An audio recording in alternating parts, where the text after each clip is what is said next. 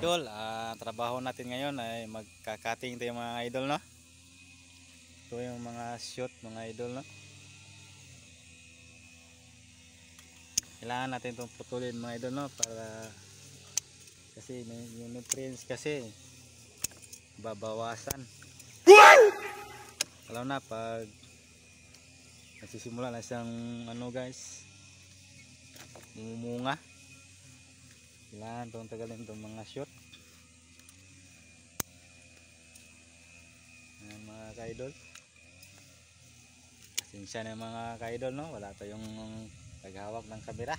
Ayan mga ka-idol.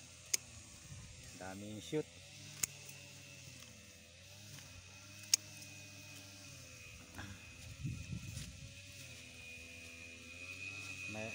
Kailangan talaga mag-iat to ka-idol, no? Kasi may kasi ito may tinik. Mga ka-idol, oh. Masyadong matulis yan. Ayan mga ka-idol. Tulad itong mga mutubo nito.